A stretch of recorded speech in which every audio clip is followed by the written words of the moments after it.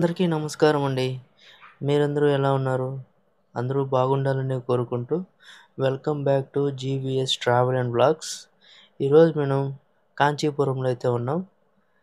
అమ్మవారి నాభిబడిన ప్రదేశం అష్టాదశ శక్తిపీఠాల్లో ఒకటి. అలాగే పంచభూతాల్లో ఒకటైన పృథ్వీలింగం, అలాగే అత్తి వరదరాజ స్వామి టెంపుల్. ఈ 3 టెంపుల్ని అయితే మీకు ఈ వీడియోలో అయితే చూపిస్తున్నాను. ఖచ్చితంగా చూసే ముందు ప్రతి ఒక్కరూ ఖచ్చితంగా సబ్స్క్రైబ్ అయితే చేసుకోండి, లైక్ చేయండి, షేర్ చేయండి, కామెంట్ చేయండి ప్లీజ్. ఇప్పుడు మనం ముందుగా కామాక్షి అమ్మవారి టెంపుల్కి అయితే వచ్చాను. అమ్మవారి టెంపుల్ చూద్దాం రండి.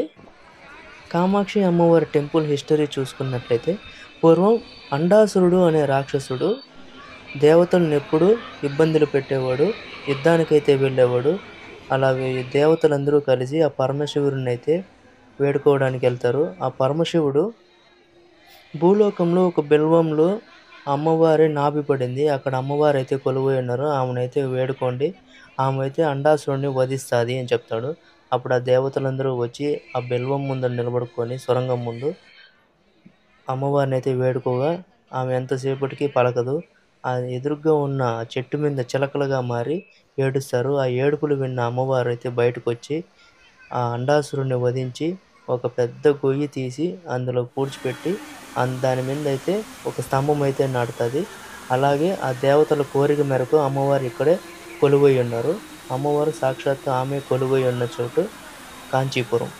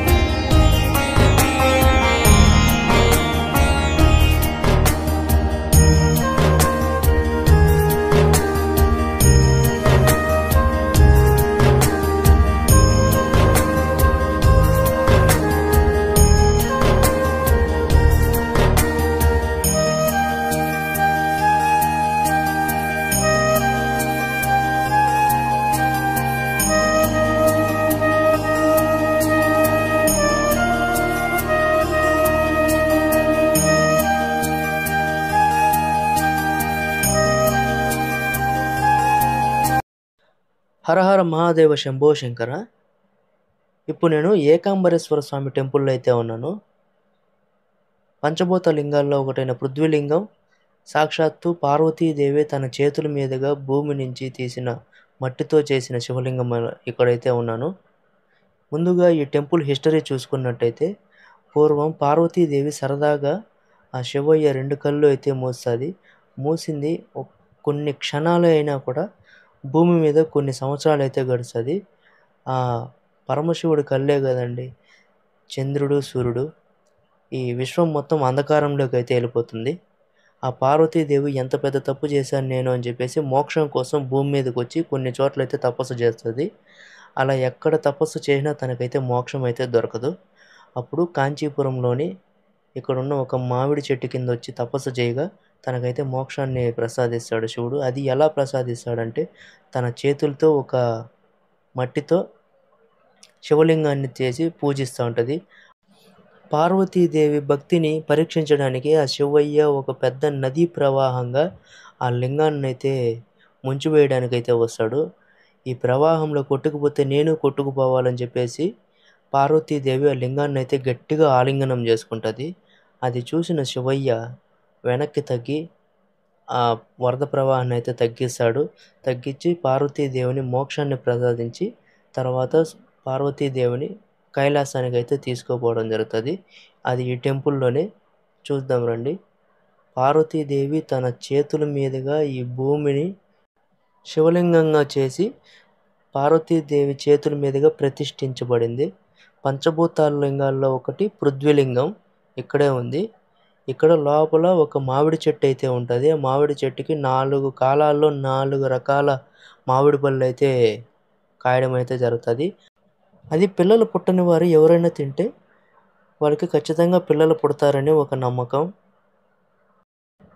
ఇక లేట్ చేయకుండా ఈ టెంపుల్ని చూసేద్దాం పదండి.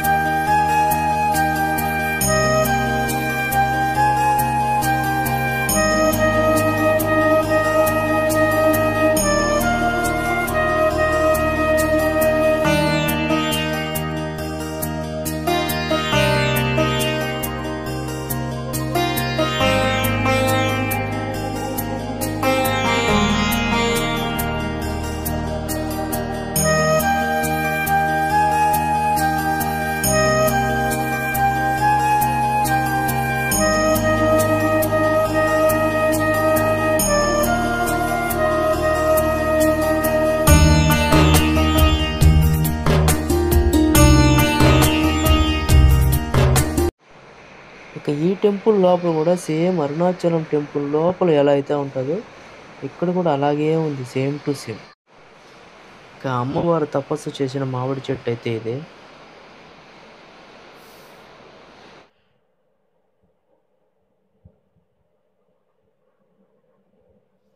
ఈ చెట్టు వయసు వచ్చి 3500 సంవత్సరాలు.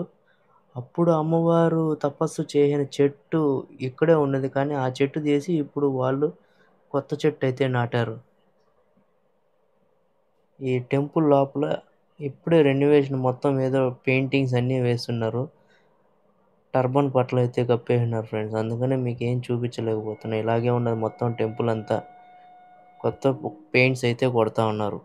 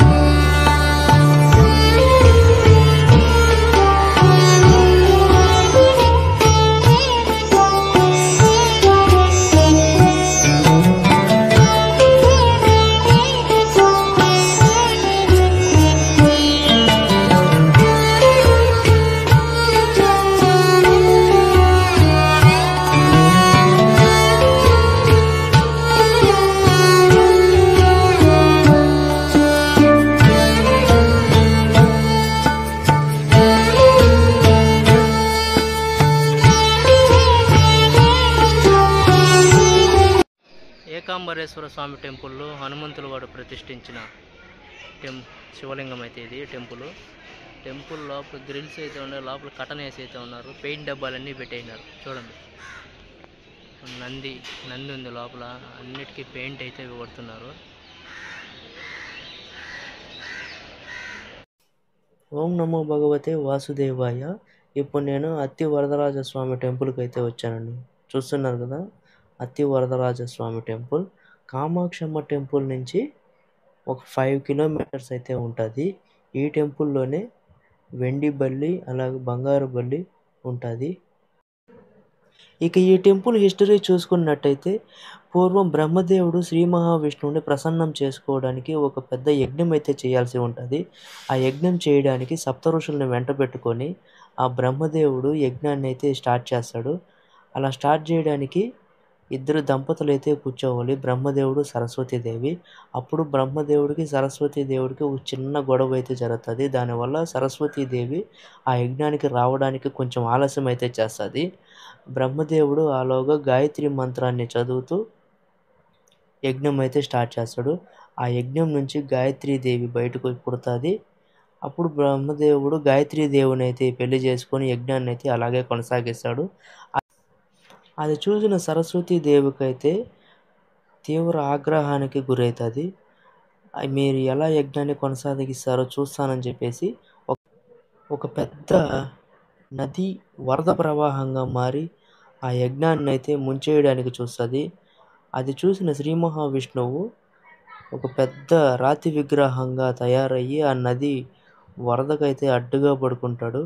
అలా వరదను ఆపుతాడు. అది గమనించిన బ్రహ్మదేవుడు శ్రీ మహావిష్ణువునైతే పూజించి ఆ శ్రీ మహావిష్ణువుని ప్రసన్నం చేసుకుంటాడు. ఆ సప్తఋషులు ఇక మీదట మీరు ఎలాగో వచ్చారు కాబట్టి ఇక్కడే ఉండి భక్తుల్ని కోరికలను అయితే తీర్చండి స్వామి అని చెప్పగా, అలాగే అని చెప్పి ఆ శ్రీ మహావిష్ణువుకి అక్కడైతే టెంపుల్ కట్టడం అయితే జరుగుతుంది. ఇక ఈ టెంపుల్లో ఉన్న వెండి బల్లి బంగారు బల్లి గురించి తెలుసుకుంటే, పూర్వం సప్త ఋషుల్లో ఒకరైన గౌతమ మహర్షి ఇక్కడైతే తపస్సు చేయడానికైతే వస్తారు.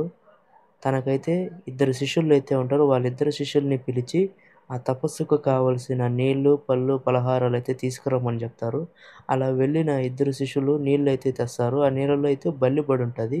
అది ఆ శిష్యులు అయితే గమనించరు.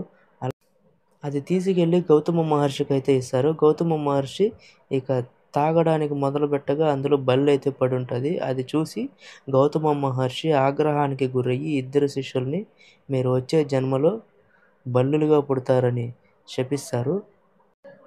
అప్పుడు వాళ్ళిద్దరు శిష్యులు గౌతమ మహర్షి పాదాల మీద పడి, స్వామి ఇందులో మా తప్పిదం ఏమీ లేదు, ఇది అనుకోకుండా జరిగింది, మాకే తెలియదు అని ప్రాధేయపడగా దివ్య దృష్టితో చూసిన గౌతమ మహర్షి వీళ్ళు తప్పు ఏమీ లేదు అని తెలుసుకొని, మీరేమీ బాధపడకండి, వచ్చే జన్మలో మీరు అతి వరదరాజ స్వామి గుడిలో ఆ స్వామిని స్తుతిస్తూ ఉండండి, మీకు మోక్షం కలుగుతుంది అని చెప్తాడు.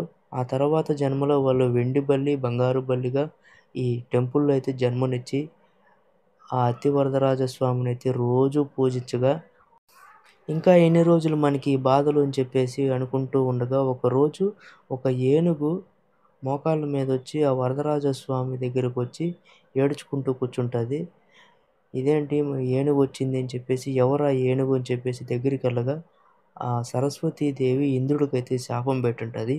అలా శాపం తగిలిన ఇంద్రుడే ఏనుగు రూపంలో వచ్చి ఆ వరదరాజ స్వామిని అయితే వేడుకోగా, అప్పుడు శ్రీ మహావిష్ణువు ప్రత్యక్షమై ఆ ఏనుగుకి, ఈ బల్లులకి రెండిటికి మోక్షాన్ని అయితే ప్రసాదిస్తాడు. అప్పుడు అక్కడే ఉండి చూస్తున్న సూర్యుడు, చంద్రుడు, సూర్యుడికి గుర్తుగాను బంగారు బల్లి, చంద్రుడికి గుర్తుగాను వెండి బల్లి పలకాలపై చిత్రించి ఆ టెంపుల్లో అయితే ప్రతిష్ఠిస్తారు. దాన్ని మానవులు ఎవరైతే తాకుతారో వాళ్ళ మీద బల్లి పడితే ఎలాంటి దోషము లేకుండా వరాలు అయితే ఇస్తాడు ఇంద్రుడు. ఇక వరదరాజ స్వామి టెంపుల్ని అయితే చూసేద్దాం పదండి.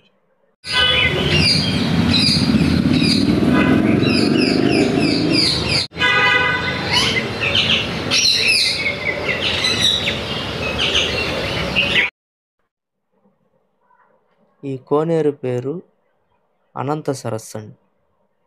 అతి వరదరాజ స్వామి టెంపుల్లో ఉంటుంది అనంత సరస్సు దీని పేరు.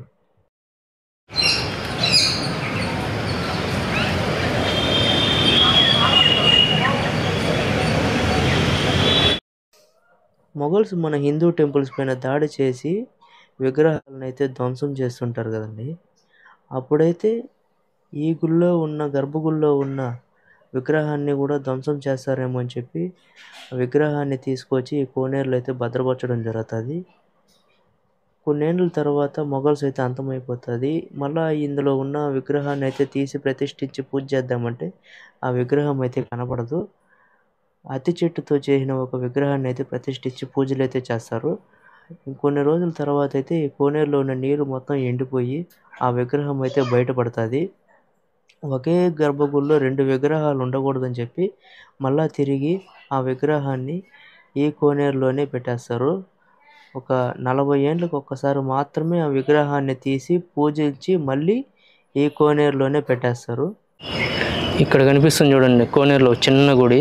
ఆ గుడిలోని ఆ విగ్రహాన్ని అయితే ఉంచుతారు. ఆ కోనేరులోనే 40 సంవత్సరాలకు ఒకసారి అయితే ఆ విగ్రహాన్ని అయితే బయట తీసి ఒక 40 రోజులు పూజించి మళ్ళీ తీసుకెళ్ళి ఈ కొలనులోనే అదే టెంపుల్లో అయితే ప్రతిష్ఠించేస్తారు. అన్ని పావురాల కల్లా ఈ పావురం కొంచెం తేడాగా ఉంది. దాని బాడీ మొత్తం బ్లాక్గా ఉంది, తల మీద మాత్రమే క్యాప్ లాగా వైట్ కలర్లో ఉంది. చూడండి మీరే.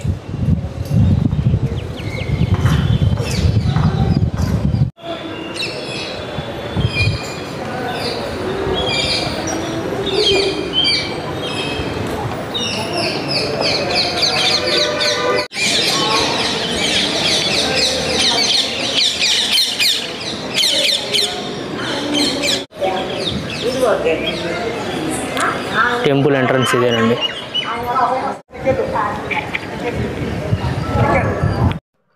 ఈ మండపంలో శ్రీ మహావిష్ణువు యొక్క ప్రతి ఒక్క అవతారాన్ని అయితే బాగా చక్కగా చెక్కారు. శ్రీ మహావిష్ణువు లీలలన్నీ చాలా బాగున్నాయి, సూపర్గా ఉన్నాయండి. చూడండి.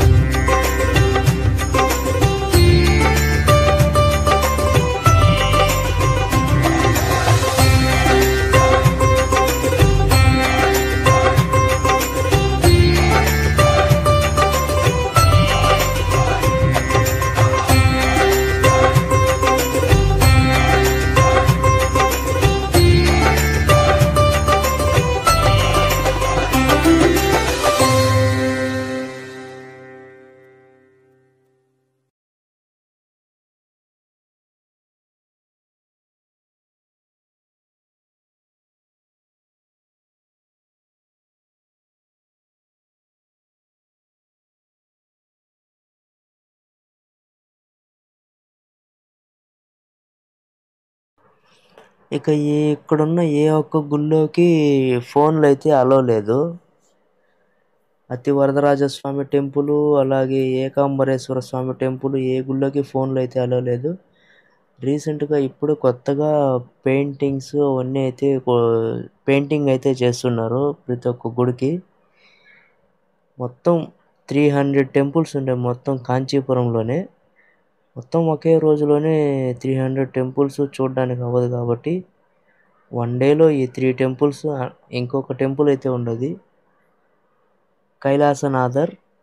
అలాగే నారాయణుడికి మొత్తం 108 దివ్య దేశాలు ఉన్నాయి కదండి, ఇక్కడే 5-6 ఉన్నాయి. అవి కూడా నెక్స్ట్ వీడియోలో అయితే చూపించబోతున్నాను. కాబట్టి ప్రతి ఒక్కరూ సబ్స్క్రైబ్ అయితే చేసుకోండి, బెల్ ఐకాన్ ఆన్లో పెట్టుకుని, అప్పుడే మేము పెట్టిన వీడియో అయితే మీ ఫోన్కి నోటిఫికేషన్ ద్వారా వస్తుంది.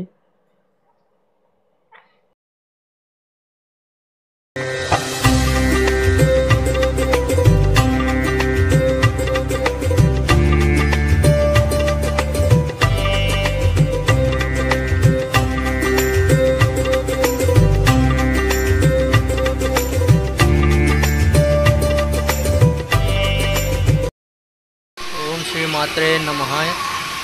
కాంచీపురంలో ఉన్న కామాక్షి అమ్మవారి టెంపుల్ దర్శనం అయితే అయిపోయింది. అమ్మవారి దర్శనం, అండాసురుని వధించిన అమ్మవారు అలాగే కొలువై ఉన్నారు. ఇక్కడున్న అమ్మవారిని ఎవరు స్టోన్తో అయితే, రాయితో అయితే చెక్కింది కాదండి. అమ్మవారు అయితే సాక్షాత్ ఆమె కొలువైనది. అమ్మవారిని మీరు బాగా గమనించినట్టయితే కొంచెం గాల్లో తేలుకొని ఉన్నట్టుంటుంది.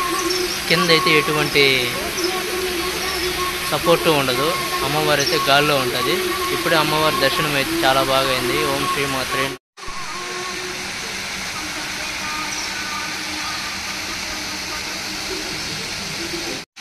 ఒకానొక కాలంలో అమ్మవారు అయితే నరబలులు అయితే కోరేది. రాత్రిపూట ప్రజలు అయితే తిరిగేవారు కాదు, కనిపించిన వారిని బలి తీసుకునేది అమ్మవారు. ఆ టైంలో ఆదిశంకరాచార్యుల వారు అమ్మవారిని శాంతించి సౌందర్యలహరిని స్తుతించి అమ్మవారిని శాంతి రూపంలో అయితే కొలువై ఉన్నారు. శ్రీచక్రం అయితే ఉంది ఇక్కడ అమ్మవారి ముందర అయితే శ్రీచక్రాన్ని అయితే ప్రతిష్ఠించినాడు. ఇక కాంచీపురం క్షేత్రపాలకుడు వచ్చి అయ్యప్ప స్వామి. అయ్యప్ప స్వామి ఆజ్ఞ లేనిదే కాంచీపురంలోకి ఎవరు అయితే అడుగు పెట్టలేరు. ఆయన ఆజ్ఞ ఉంటేనే తప్ప అడుగు పెట్టగలరు కాంచీపురంలోకి.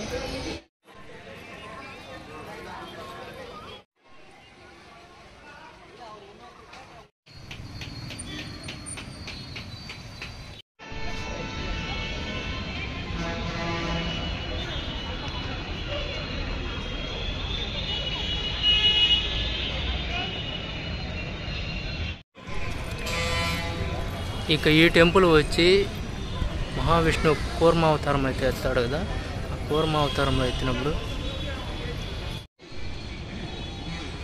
కూర్మావతారంలో శ్రీ మహావిష్ణువు ఆ శివయ్యని పూజించిన ఒక టెంపుల్ ఇక్కడే ఉంది.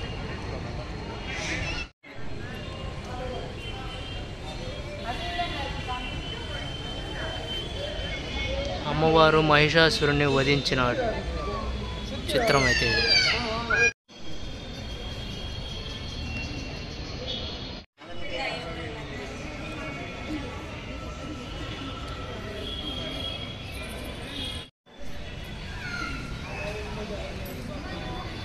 శ్రీ మహావిష్ణువు కూర్మావతారంలో శివుణ్ణి పూజించింది ఇక్కడే ఈ టెంపుల్లో అలా కొలువై ఉన్నాడు.